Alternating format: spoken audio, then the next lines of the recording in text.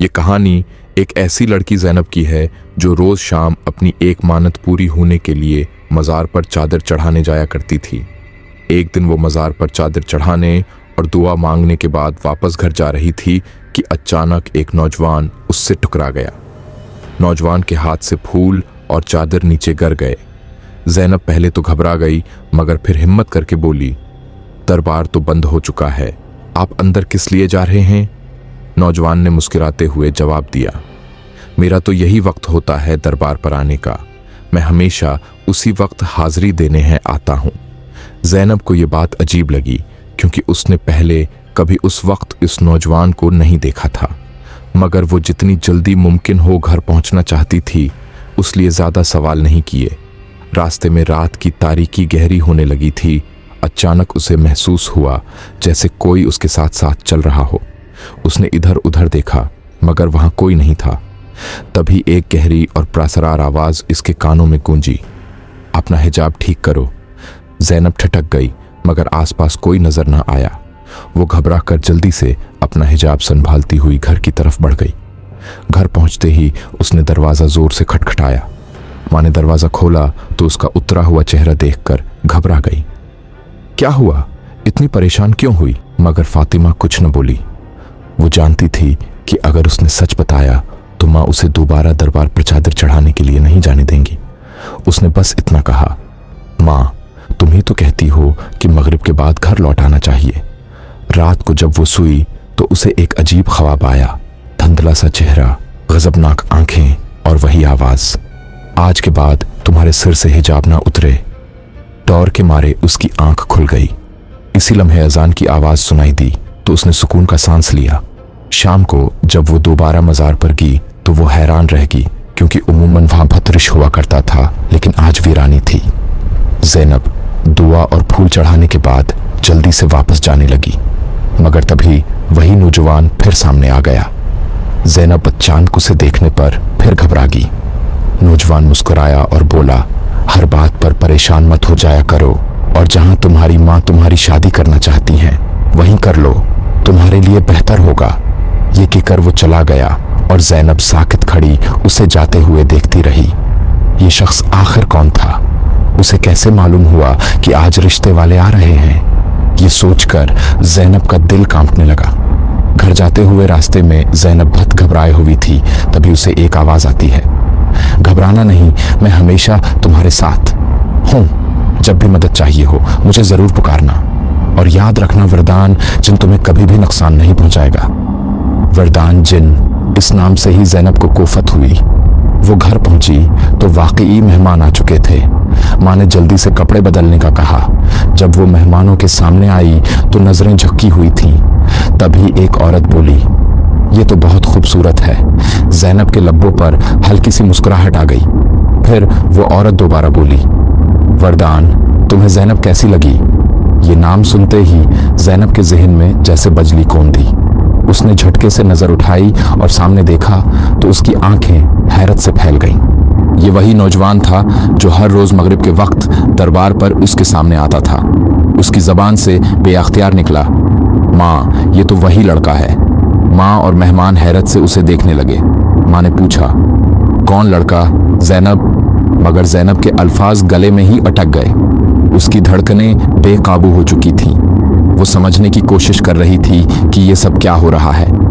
वरदान ने मुस्कुराकर कहा, ज़ैनब अब तो तुम मुझे पहचान ही गई हो।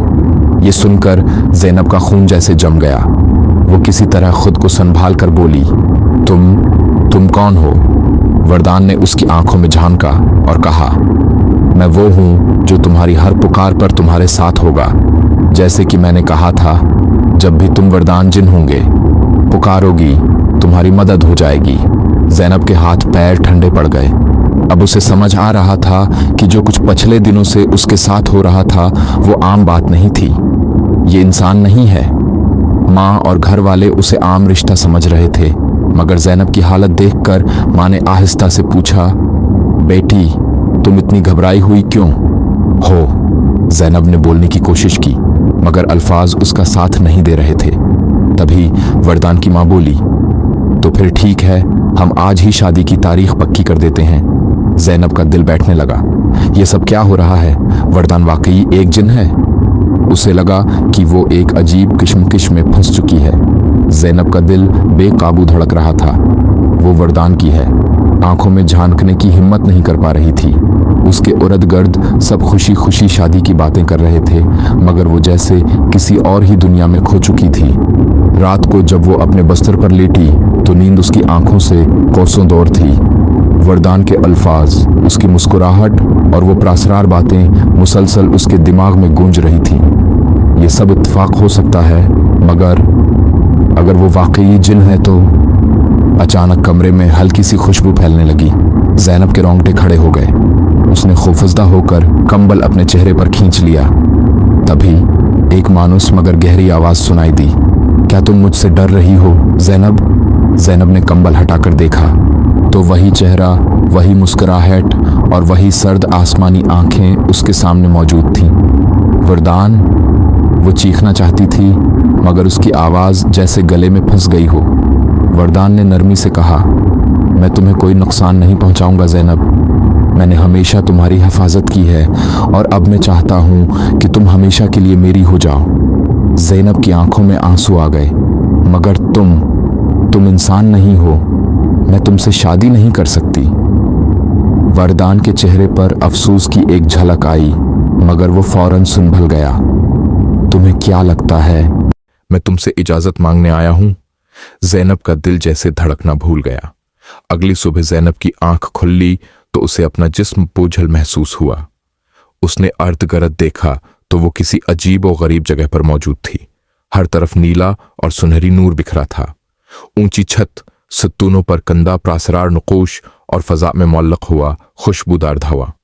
ये मैं कहाँ हूं? तभी वरदान नमूदार हुआ। ये तुम्हारा नया घर है जैनब।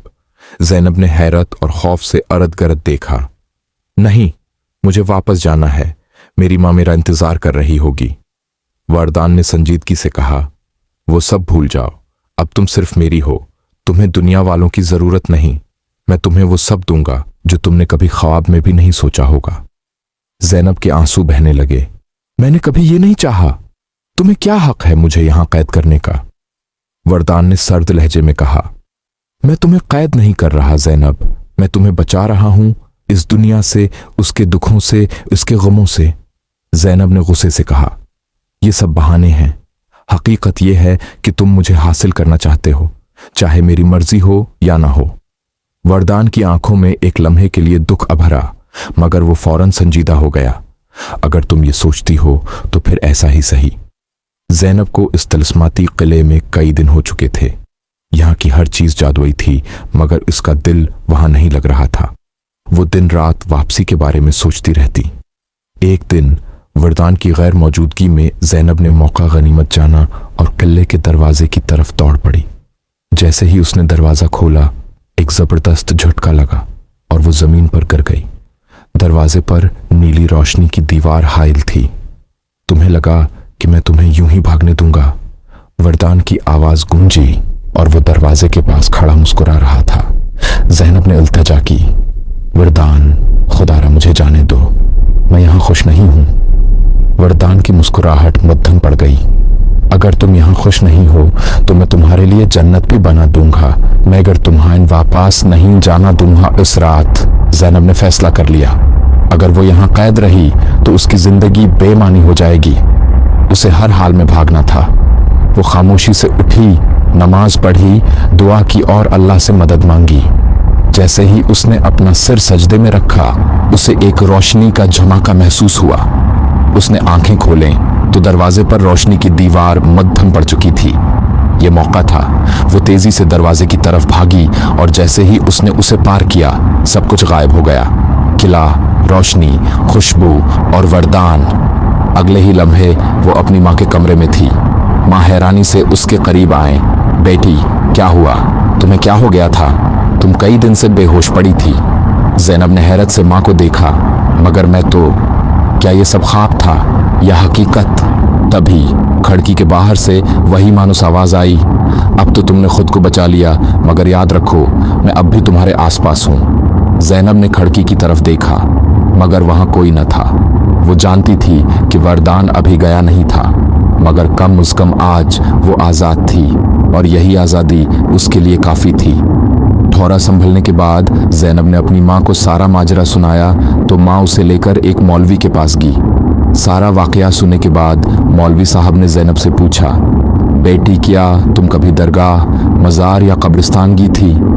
ज़ैनब ने उसे बताया कि वो हर रोज़ शाम को दरगाह पर चादर चढ़ाने जाती है।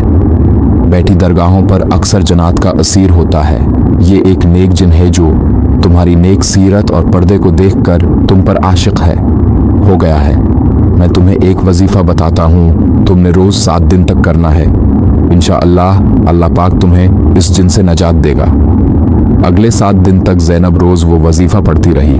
7वें रोज़ ज़ैनब को लगा जैसे उसके कुंधे से कवी बोझ हट गया हो, उसे अपना वजूद हल्का महसूस होने लगा।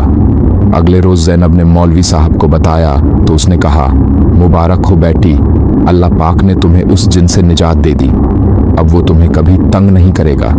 ज़ैनब को लगा जैसे वो किसी कैद से आज़ाद हो गया हो। उसने उसी वक्त खुद से वादा किया कि वो दोबारा कभी भी दरगाह पर नहीं जाएगी।